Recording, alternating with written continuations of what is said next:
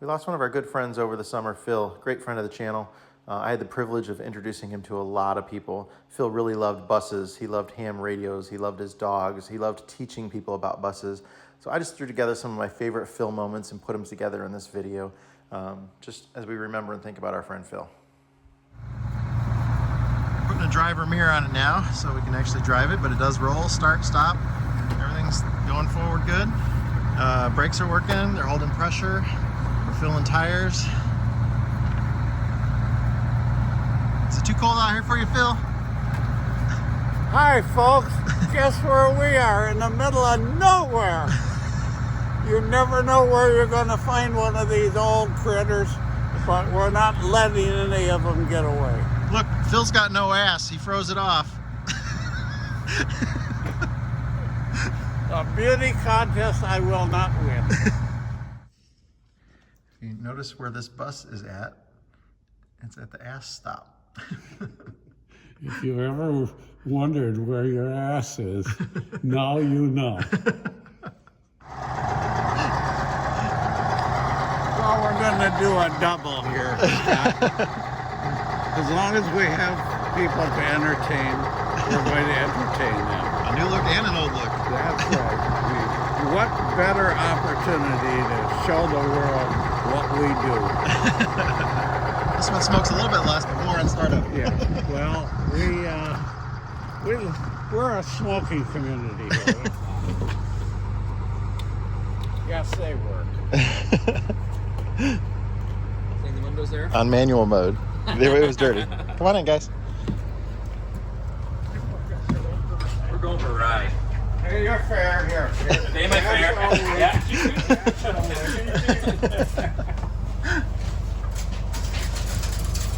Did you pay your fare? This will be a little slow for you, Larry. A little slow? At high speed.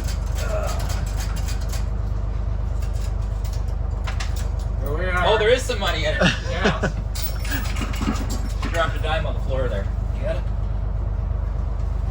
Now, the trick of it all was, before automatic fare boxes, oh, look who's here. That's the boss man. Stan, the bus man. Yeah, I talked to him this morning. Bus Boys collection has arrived. Anyway, passengers put their coins in here. I look to make sure that it's the correct fare.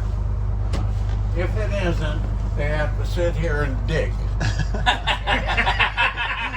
Or get back off and start their day over. When I'm satisfied, I trip the lever, which drops the coins into a mechanical indexer. This meter here reads the coins in terms of pennies. So now that I've dropped the coins, I will now grind them through, and as you can see, I don't know if you can see that or not. We're grinding it through, that's counting the money. The driver takes these readings when he boards the bus to begin his run, writes it on a trip sheet, takes the readings again when he leaves. That's the amount of cash he's collected through the fare box. Next thing is, he takes the coins out and sorts them as such. The largest coins will come out of his fingers first, and he drops them in his changer. Then the next coins, which you can see, and so on. So that's how that goes. When passengers get on that don't have the correct fare, then he Do you have the correct change, sir? I'm sorry, let me go back. Where are you going? I don't have time to stand around. Get on the bus or get out of the way. Are you going downtown, sir? That's all I really want. We're going to the nut house. Money, I'll take you anywhere you want to go. Welcome to the Bus Boys. That is the bus How boy. you doing? Yeah, he's responsible for I'll this. show you this end. Oh, you're really good too, huh? Yeah. Okay. We wait for the transmission to release the clutch. And we jam it up into forward gear.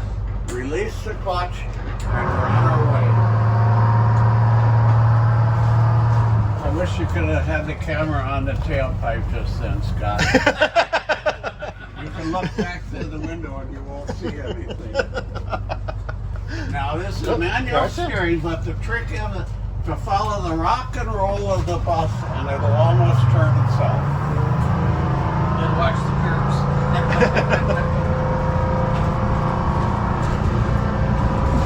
Didn't get much chance to talk to you down there. Yeah, you guys are running the store down there. Yeah, they're pretty busy. Following the 1952 and 1953 Buick tradition, the turn signal is on the right. And as soon as I get through this turn, I'll tell you why.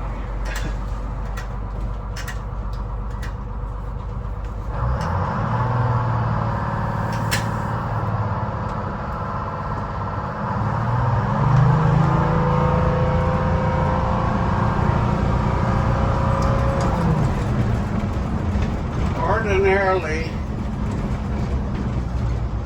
when you're pulling in and out of curbs, it's just about the right steering ratio to grab the wheel with your left hand and go like this to pull out from the curb. Keeping your right hand free, you can operate the turn signal. These buses have very sharp turning, so nice square corners keep you from interfering with other traffic.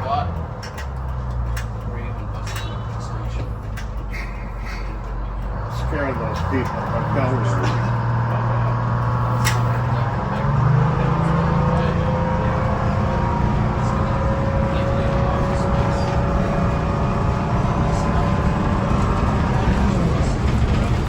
This model and the new look are the best buses GM ever built for transit service.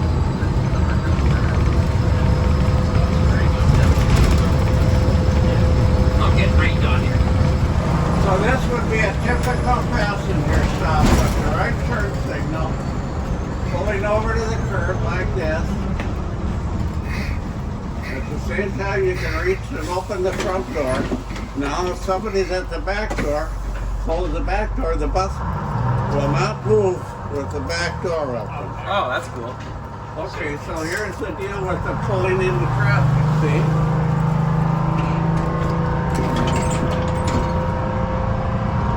A sample bus came with the front door brake interlock, and everybody that tried it hated it. It slows down the whole operation.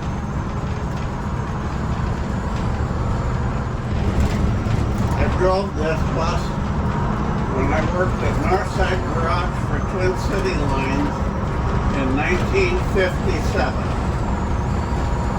I remember this bus. So I was quite fortunate to be reunited with it 20 years ago. My buddy Mike Ondecker and I found it in a storage lot. It had been abandoned by Lorenz Bus Service. And we went home, got some diesel fuel and some ether, a can of diesel fuel and 5 gallons of ether. That's quite the ratio. And got it running. It was loaded up with parts, which we hauled over to the museum, and we got this bus running and drove it over to the museum. That was in 2003. Stan Halter of Richfield Bus Company assisted the museum in its restoration, and now it's kept on our bus company property where we can service it. And it's out of the museum's way.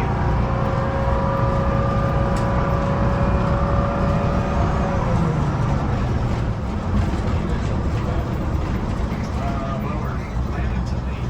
The weather wasn't so great back by Detroit, so we're thinking Saturday. You're looking at it.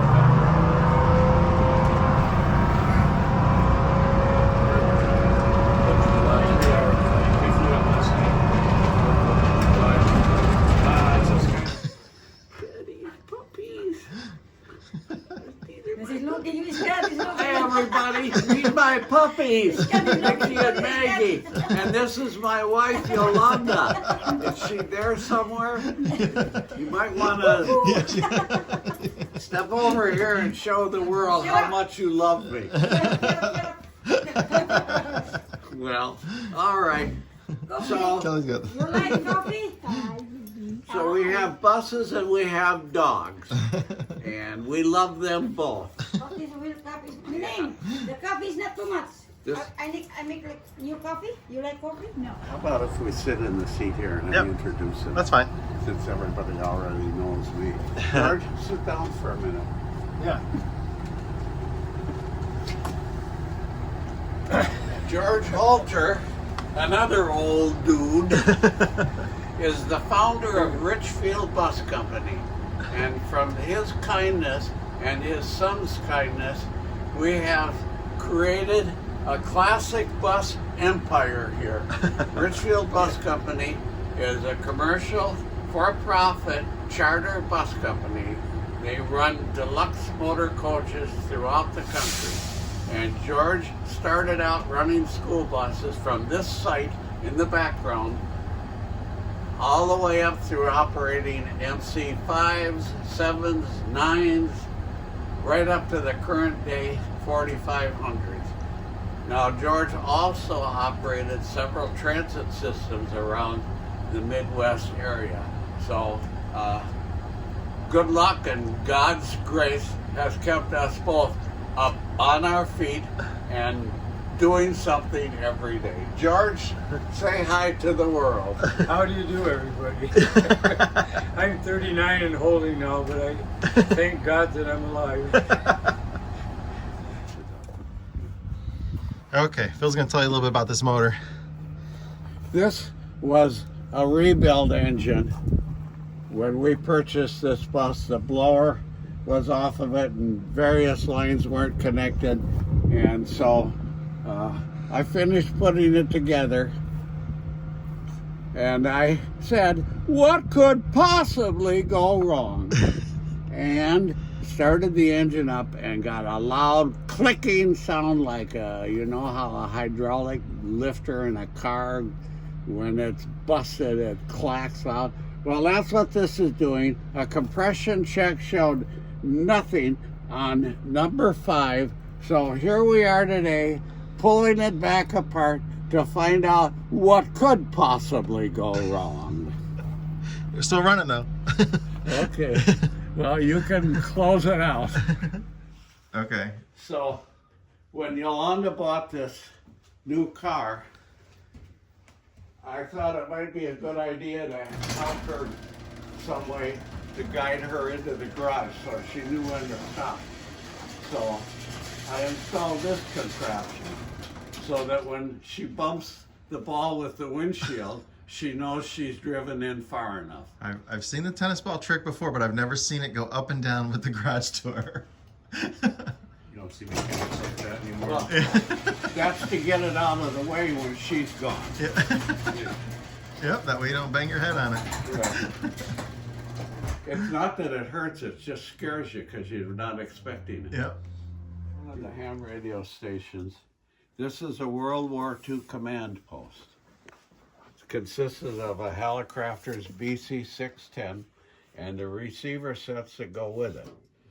This transmitter began life in 1935 as a broadcast transmitter, a 300-watt AM broadcast transmitter for small town radio stations. It went to war in 1939 and served well. About 3,000 of these were made, and 2,000 of them were just left overseas after the war. They were just too big and heavy to haul back. And 1,000 of them were still in the country. Some never left the country, and some came back with soldiers who had other means of bringing them back. Is this your old? This is my classic radio equipment. This is a souvenir from my show business days. Here's the ham radio station. By the way, this is so getting back to buses. We're putting PA systems on all of our buses, and I have found 25 of these PA systems from the 60s, and I'm repairing them and getting them ready to install in our classic bus equipment. I, for one, don't want to just load people on the bus and haul them around without saying anything. I need to talk. I need to tell you what's going on, folks. So here we are. I'm here. That's about it. All right, let's go get your antenna installed. Now we have a little project to do with the ham antenna, and then we'll probably get back to bus stuff. So thanks for coming to my house, people, and look forward to seeing you later.